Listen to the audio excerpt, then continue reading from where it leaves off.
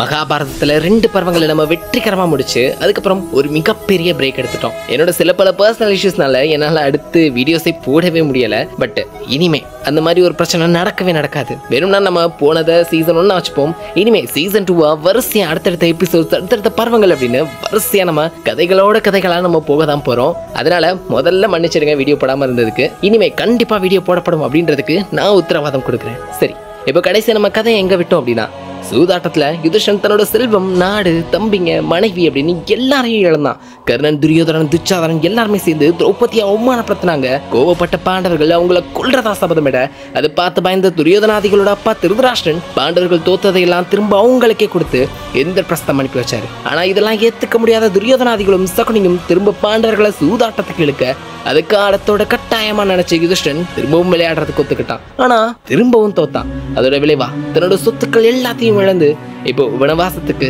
பாண்டவர்களும் திரௌபதியும் கிளம்பி போயிட்டாங்க. இதுக்கப்புறம் என்ன நடந்துச்சு, கதைக்குள்ள போகலாமா? பாண்டவர்கள் பின்னாடி இப்போ ஊர் மக்கள் எல்லாம் வந்துகிட்டே இருக்காங்க. ஊர்வலமா எல்லாரையும் யுதிஷ்டன் திரும்ப பூசலியும் யாருமே கேட்கறதா இல்ல. நாங்களே காட்டுக்குள்ள இப்போ கிடைக்க போற பழம், கிழங்கு, மாமிசம் இது எல்லாத்தையும் வச்சுதான் வாழப்போறோம். இப்போ நீங்களும் வந்தீங்க அப்படின்னா நாங்க எதை வச்சு உங்களை உபசரிக்க முடியும்? எங்களுக்கு தேவையில்லாத கஷ்டத்துக்குள்ள தள்ளிடாதீங்க, தயவு செஞ்சு திரும்ப போங்க அப்படின்னு யுதிஷ்டன் அவங்க எல்லாரையும் கேட்டுக்கிட்டாரு. ஆனா அவங்க யாருமே கேட்கல. உங்களுக்கு கிடைச்ச கதை என்னவோ அதுவும் எங்களுக்கு கிடைக்கட்டும், அப்புறம் நீங்க எங்களை உபசரிக்கணும் அப்படின்னு எந்த ஒரு அவசியம் இல்லை, கிடைச்சதை வச்சு வாழ்றதுக்கு நாங்க தயாரா இருக்கோம் அப்படின்னு அவங்க பின்னாடி வந்தவங்க எல்லாம் இப்போ அவங்க கூட சேர்ந்து வாழ்க்கையை ஆரம்பிச்சாங்க. அப்புறம் பாண்டவர்களோட புரோகிதரான தௌமிய சொன்னதுனால யுதிஷ்டன் இப்போ சூரிய கடவுளை நோக்கி 108 மந்திரங்கள் சொல்லி வழிபட, சூரிய கடவுள் அங்க தோன்றி அக்ஷய பாத்திரத்தை இப்போ யுதிஷ்டனுக்கு கொடுக்குறாரு.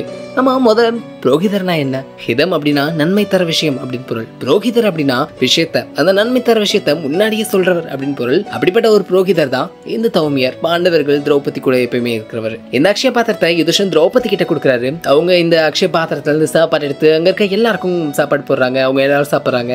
அதுக்கப்புறம் யுதிஷ்டனோட தம்பிங்க எல்லாம் சாப்பிட்றாங்க. அப்புறம் யுதிஷ்டன் சாப்பிட்றாரு. கடைசியா திரௌபதி சாப்பிட்றாங்க. இப்படியா திரௌபதி சாப்பிட்டதுக்கு அப்புறம் அக்ஷய பாத்திரம் அன்னை நாளைக்கு காலி ஆகிரும். இப்படிதான் பல நாட்கள் போய்கிட்டு இருந்துச்சு. அப்புறம் பாண்டவர்கள் அவங்க தங்கியிருந்த காட்டுல இருந்து காமியவனம் அப்படின்ற காட்டு பகுதிக்கு போனாங்க. இதுக்கு நடுவில் இப்போ ஹஸ்தினாபுரம் வந்தோம் அப்படின்னா அங்க திருதராஷ்டிரன் விதுரனை கூப்பிட்டு, விதுரா, பாண்டவர்களுக்கும் எங்களுக்கும் பொதுவானவன் நீதான், அதனால நீதான் சொல்லணும். நான் என்னமோ பாண்டவர்களுக்கு கெட்டது பண்ணிட்டேன் அப்படின்னு ஊரே நினச்சிக்கிட்டு இருக்கு. எங்களை வேரோட அழிக்கணும் அப்படின்னு பாண்டவர்கள் நினச்சிக்கிட்டு இருக்காங்க. அவங்கள காட்டுக்கு அனுப்புறது எனக்கு பிடிக்கல அப்படின்னாலும் நான் அனுமதி கொடுத்தேன். இப்போ எனக்கு ரொம்ப கஷ்டமா இருக்கு. இப்போ நான் என்ன பண்றது அப்படின்னு கேட்டாரு. விதுரரோ, இதுக்கு ஒரே ஒரு வழிதான் இருக்கு. பாண்டவர்கள் கூப்பிட்டு அவங்களோட செல்வத்தை எல்லாம் திரும்ப கொடுத்து அவங்க ராஜ்யத்தையும் திரும்ப கொடுத்துடணும். இதுதான் நல்ல வழி அப்படின்னு அவர் சொன்னாரு. எதுக்கிட்ட திருதராஷ்டிரனுக்கும் பயங்கர கோபம். நீ பாரபட்சம் பார்க்க மாட்டேன் அப்படின்னு தான் நான் ஓன்ட்ட கேட்டேன். ஆனா நீயோ பாண்டவர்களுக்கு உதவி செய்யணும் அப்படின்ற நோக்கிலேயே பேசிக்கிட்டு இருக்க. நீ சொல்றதெல்லாம் ஏத்துக்க முடியாது. உனக்கு விருப்பம் இருந்துச்சுன்னா நீ இங்கே இரு, இல்ல வேற எங்கேயாவது போ அப்படின்னு சொல்லிட்டு திருதராஷ்டிரன் உள்ள போயிட்டாரு. திருதராஷ்டிரன் விதுரன் கிட்ட இருந்து வேற என்ன பதில் எதிர்பார்த்தாரு அப்படின்னு எனக்கு சுத்தமா தெரியலங்க. வம்சம் அழிகிறதுக்கான வழியில திருதராஷ்டிரன் ரொம்ப சரியா போய்கிட்டு இருக்கதா நினைச்சிட்டு விதுரன் மனம் நொந்து போய் பாண்டவர்களை பார்க்க போனார். இப்போ அங்க போயிட்டு இப்போ இங்க நடந்தது எல்லாத்தையும் சொன்னாரு. யுதிஷ்டனும் இந்த நேரத்துல நான் என்ன பண்ணணும் அப்படின்னு அவர் பங்குக்கு அவரோட நிறைய அறிவுரைகள் விதுரன் கிட்ட இருந்து கேட்டாரு. நீ பொறுமையாரு, அவங்க கூட இருக்கவங்க எல்லாம் நல்லா பார்த்துக்கும், துணையா இருக்கவங்க கூட சேர்ந்து தன்னோட சக்தியை சேர்த்துக்கிறவன் தான் காலம் வந்ததுக்கு அப்புறம் பூமியவே ஆளுவான் அப்படின்னு அவனுக்கு அறிவுரைகள் கொடுத்தாரு விதுரன். அதே நேரத்துல ஹஸ்தினாபுரத்துல இந்த பக்கம் திருதராஷ்டிரன் விதுரனை துரத்தி அனுப்பதை நினைச்சு ரொம்பவே வருத்தப்படுறாரு. அதனால தன்னோட தேரோட்டியும் ஆலோசகருமான சஞ்சயனை கூப்பிட்டு, விதுரன் மனசு கஷ்டப்படுற மாதிரி நான் பேசிட்டேன். அவன் எனக்கு எப்பவும் கெட்டது நினைக்கவே மாட்டான். அவன் எங்க இருந்தாலும் நீ போய் அவனை கூட்டிட்டு வா அப்படின்னு ஒரு மாதிரி அழுகிற மாதிரி உத்தரவு கொடுக்குறாரு. அங்க இருந்து கிளம்பின சஞ்சயன் பாண்டவர்கள் தங்கி இருந்த இடத்துக்கு வந்து விதுரன் கிட்ட செய்தியை சொல்ல, மனசு இறங்கின விதுரன் ஹஸ்தினாபுரத்துக்கு உடனே கிளம்பிடுறாரு. திருதராஷ்டிரன் இப்போ விதுரன் கிட்ட மன்னிப்பு கேட்டாரு. அதுக்கு விதுரனோ, நீ சொன்னதெல்லாம் நான் உடனே மறந்துட்டேன். இப்போ மனசு கஷ்டப்படுது அப்படின்னு தெரிஞ்ச உடனே ஓடி வந்துட்டேன். எனக்கு பாண்டவர்களும் கௌரவர்களும் எப்பவுமே சமம் தான். இன்னைக்கு பாண்டவர்களோட நிலைமையை பார்த்து மனசு கலங்கி அன்னைக்கு சில வார்த்தைகள் பேசிட்டேன், அவ்வளவுதான் அப்படின்னு விதுரன் சொல்ல, திருதராஷ்டிரனுக்கு அப்போ கொஞ்சம் மனசு ஆறுதலா இருந்துச்சு. அப்புறம் இங்கிட்டு பாண்டவர்களை பார்க்கவும் காட்டுக்கு நிறைய அரசர்கள் வந்துகிட்டே இருந்தாங்க. துரியோதனன் செஞ்ச அக்கிரமங்கள் எல்லாரும் சொல்லி எல்லாரும் வருத்தப்பட்டு கோவப்பட்டு பேசினாங்க. கிருஷ்ணருமே அங்க வந்திருந்தாரு. அந்த நேரத்துல ஹஸ்தினாபுரத்துல நான் இருந்திருந்தா சூதாட்டத்தை கண்டிப்பா நான் தடுத்திருப்பேன். ஆனா என்னால பண்ண முடியாம போச்சு அப்படின்னு அவர் ரொம்பவே வருத்தப்பட்டாரு. திரௌபதி தனக்கு நடந்த அவமானத்தையும் சபையில நடந்த கொடூரத்தையும் கிருஷ்ணன் கிட்ட சொல்லி அழுதா. இப்பவே துரியோதனன் கூட யுத்தம் செஞ்சு இழந்ததையெல்லாம் நம்ம மீட்டுருவோம் அப்படின்னு அங்க இருக்க வந்த அரசர்கள் எல்லாம் வந்து யுதிஷ்டன் கிட்ட சொல்ல, யுதிஷ்டனோ அதுக்கு ஒத்துக்கல. சூதாட்ட நிபந்தனையை ஏத்துக்கிட்டு தான் நான் விளையாண்டேன், அதனால 13 வருஷங்களை பொறுமையா கழிக்க வேண்டியதுதான் அப்படின்னு யுதிஷ்டன் சொல்லி அங்க வந்து இந்த அரசர்களை எல்லாம் அப்புறம் வழி அனுப்பி வச்சாரு. அதுக்கப்புறம் அவங்க எல்லாம் துவைத்தவனம் அப்படின்ற காட்டுக்கு போனாங்க. அங்க மார்க்கண்டேய முனிவர் இருந்தாரு. இவரை பத்தி நம்ம ஏற்கனவே சில வீடியோக்களை பார்த்திருக்கோம். உங்களுக்கு தெரிஞ்சிச்சுன்னா கமெண்ட் பண்ணுங்க. மார்க்கண்டேய முனிவர் இவங்க எல்லாரையும் பார்த்தோன்னே சிரிக்கிறாரு.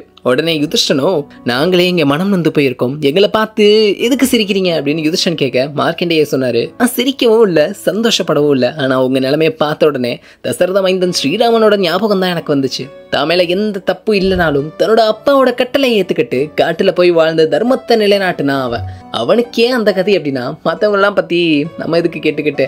ஆனா ஒன்னே ஒண்ணு, இந்த வனவாசத்தை முடிச்சுட்டு கௌரவர்கள் கிட்ட இருந்து ராஜ்யத்தை நீ கண்டிப்பா அடைய தான் போற அப்படின்னு மார்க்கண்டேயர் சொல்லிட்டு அங்கிருந்து போயிட்டாரு. அப்புறம் துவைத்தவனத்துல தினமும் சாயங்காலம் அவங்க ஏதாச்சும் பேசிட்டே அப்படிதான் அவங்களோட நாட்கள் எல்லாம் போய்கிட்டு இருந்துச்சு. அப்படி ஒரு நாள் பேசிட்டு இருக்கப்ப ஒரு நாள் கொஞ்சம் விவாதமா மாறிடுச்சு பேச்சுவார்த்தை எல்லாம். திரௌபதி யுதிஷ்டன் கிட்ட கேட்டா, நம்ம காட்டுக்கு கிளம்பினப்ப எல்லார் கண்கள்ல இருந்தும் கண்ணீர் வந்துச்சு. ஆனா துரியோதனன், கர்ணன், சகுனி, துச்சாதனன் இவங்க 4 பேர் வருத்தப்படவே இல்லை. அப்படிப்பட்டவங்களோட கைதான் இப்போ ஓங்கி இருக்கு. ஆனா அப்ப கூட உங்க தம்பிங்க நிலைமையையும் ஏன் நிலைமையும் பார்த்து உங்க மனசு வருத்தப்பட்ட மாதிரியே எனக்கு தெரியல. ஏன்னா உங்களுக்கு கொஞ்சம் கூட கோபம் இல்லை, கோவப்படுறவன் தான் உண்மையான சத்திரியான் அப்படின்னு சொல்லி ஒரு கதையுமே சொல்ல ஆரம்பிச்சா திரௌபதி. ஒரு தடவை மகாபலி தான் பாட்டன் பிரகலாதன் கிட்ட கோபம் பெருசா பொறுமை பெருசா அப்படின்னு கேட்டப்ப அவர் சொன்னாராம், கோவப்படுற நேரத்துல கோபப்படணும், பொறுமையா இருக்க வேண்டிய நேரத்துல கோவத்தை அடக்கணும். பொறுமையாவே இருந்துட்டே இருந்தோம் அப்படின்னா நமக்கு வேலை பார்க்கறவன் கூட நம்மளை ஏமாத்திடுவான், எல்லாரும் அவமதிப்பாங்க.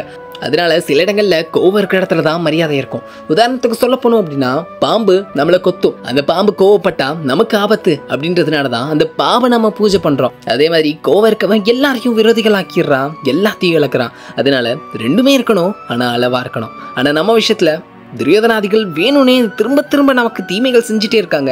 ஆனா நீங்க பொறுமையாவே மட்டும்தான் இருக்கீங்க. இனிமேலும் அப்படி இருக்க முடியாது, இது கோபத்துக்கான காலம், உங்க பொறுமையை விட்டொழியும் அப்படின்னு திரௌபதி சொல்ல எல்லாத்தையும் பொறுமையா கேட்டு இருந்த யுதிஷ்டன் சொன்னாரு, சக்தி இருக்கவன் கோவப்பட்டா தான் எதிரிகளை அழிக்கிறான், ஆனா திரும்ப அவனுக்கும் அதே கதி தான் நடக்க போகுது. சக்தி இல்லாதவன் கோவப்பட்டா எதிரியாலேயே அவனுக்கு மரணம் ஏற்படுது. அதனால சக்தி இருக்கோ இல்லையோ கோவப்பட்டா கெட்டதுதான் நடக்கும். அதனால யாரா இருந்தாலும் கோவத்தை கட்டுப்படுத்தி தான் ஆகணும். அதனால பொறுமைதான் தர்மம், பொறுமைதான் தியாகம், வேதம், சத்தியம், சாத்திரம் எல்லாமே பொறுமைதான் அப்படின்னு திரௌபதியை பொறுமையா இருக்க சொன்னாரு. ஆனா திரௌபதியால இதை முழுசா ஏத்துக்க முடியல. நான் துக்கம் தாங்காம உளர்னேனே வச்சுக்கோங்க, அப்படியே இப்ப நான் சொல்ல போறதையும் சேர்த்தே வச்சுக்கோங்க.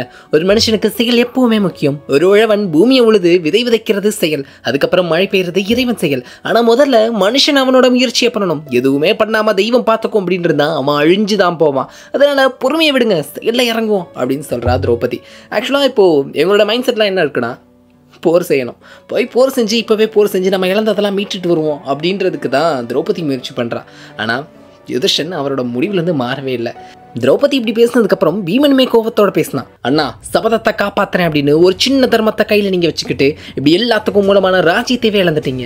உங்கள் பேச்சை கேட்டு அன்னைக்கு துரியோதனாதிகளை நான் கொல்லாம விட்டதை நினச்சி இப்போ வருத்தப்படுறேன். இப்போ நீங்கள் ஒரு முடிவுக்கு வர்றது நல்லது.